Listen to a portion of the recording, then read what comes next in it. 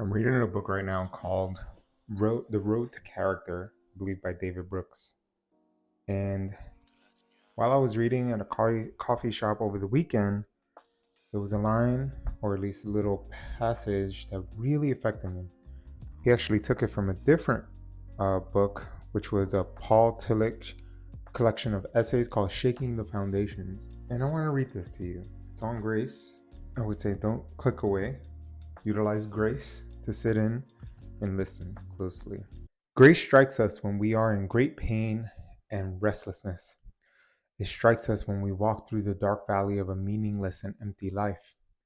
It strikes us when our disgust for our own being, our indifference, our weakness, our hostility, and our lack of direction and composure have become intolerable to us.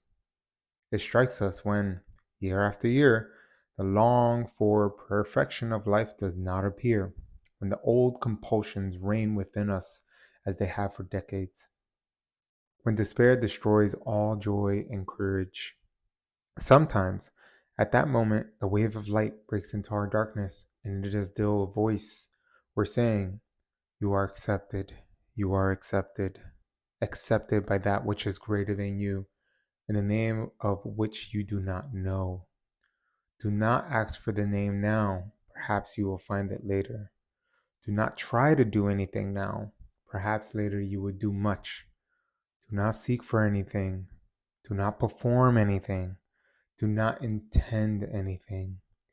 Simply accept the fact that you are accepted." If that happens to us, we experience grace.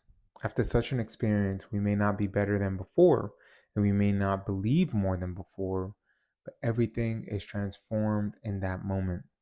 Grace conquers sin, and reconciliation bridges the gulf of estrangement. And nothing is demanded of this experience, no religious or moral or intellectual presupposition, nothing but acceptance. And this really hit me. This really hit me hard because, again, I talked about it many times. 2023 has been one of those years that's just sucked. And a few weeks ago during a church sermon, they really dug in and talked about grace and how, Jesus showed tons of grace and how God showers us with grace. And it's really difficult for me for it to accept. It was really difficult for me to accept because I felt like I wasn't shown that grace this year. And it's just been like issue after issue after issue. And luckily, I've built resilience over the years, and I've built a mindset and a strength within myself to handle these things, right? Most people that I've seen, through stories, movies even show it. Men that go through this usually have midlife crises. They do some wild stuff. And for me, I've just been consistent. Living a boring life, if you've been following the videos, I talked about it the other day, and just picking at the statue. That's how I'm seeing this. And to know and why I was brought to God, and maybe you haven't, and that's totally fine. Why I was brought to God is because I needed that grace from a higher power, and that higher power has more strength than I do. I can lean on that strength when I need to stand up again. Ben Greenfield has a book. I forgot the name of it. I think it's called Fit Soul. And he talks about I think 4 things. It's like when you wake up in the morning, you want to have the armor of God that protects you from all that is out there, all the evil and despair that exists out there. You have your sword and shield so that you can work and be a warrior and go out there and be part of the fight of life. I think there was like a staff or like a helmet. It's something for your mind. I'm forgetting it. It's been like 3 years since I read that book, or 2 years actually. Came out in 2021, and that's how I see it over the last few months. And it supported me, and I'm lucky to have a bunch of friends and family members who have shown me grace, because this is the first year where I've been the most vulnerable I've ever been, asking for support, asking for help, just putting myself out there, complete open heart, and just accepting that help. Because previously I wouldn't.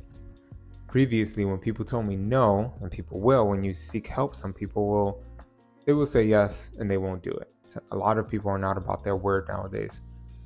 Some people will do it, but they'll do the bare minimum. And I understand we're all living lives our own, and it's tough out there, but we have to give those people grace. I owe those people grace that said they were going to help me and nothing came out of it. That's totally fine. I would still support them if they came to me asking for support. And that's how we have to be. Jesus did it. I think whether you believe it or not, this is what I love about the Bible, is like, even if you don't believe the Bible, the stories are just like any other story. It's trying to prove a point to you. Like, this is what this man did. This is what he was able to accomplish. This is how he really showed up. It's literally a pinnacle of human to be. Serving, being graceful to people who you may not be. And I've been a terrible person when it comes to that. If a beggar comes to me, I just ignore them, because I come from New York. There's so many. And I'm learning that sometimes you have to acknowledge them, even if that is to say, I don't have anything, I'm sorry. You at least acknowledge them human to human. It's little things like that that really show character, which is why the book is called The Road to Character, why I'm reading it, because every year I just want to be 1% better. I'm not looking to change drastically. I know that I've become a little bit better every single year, and I hope that maybe you're doing the same as well. This passage in this book has really shown me what true greatness really looks like. Even when these people, a lot of the people he talks about in the book, they're not like well-known names. They're not like big, like there was somebody that he talks about who worked closely with Martin Luther King, and it's because of him that Martin Luther King was able to do a lot of the things we know him to have done. But this guy was completely imperfect. He had a terrible past, based on society standards, and Martin Luther King showed him grace, and through that grace the man lived a long and healthy life. But you hear these stories and you're like, I never even heard of this person. And that's what happens to a lot of these people, that they live these grand lives and they go through this, they've shifted history in so many ways, and yet their names get forgotten, just like mine and yours will. And it's good to just show them grace and show that their character, just because they did terrible things, doesn't mean that they're like later in the future they didn't do great things. We all have a terrible past. We've all done something terrible. But it's where grace comes in this understanding that we're human. We will do horrible things. Human nature is not the best thing. Read Robert Greene's Laws of Human Nature, and through history you get to see who we truly are.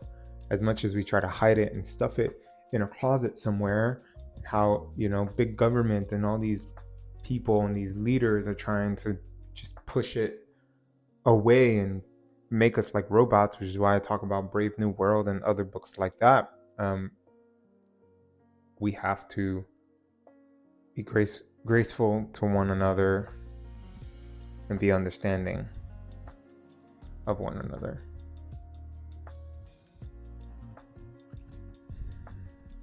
Let me know your thoughts on character, grace, forgiveness. That's a lot about what I'm talking about today. So share your stories below if you're willing, or maybe a story you heard from a book or anything. And let's continue this conversation. Until tomorrow.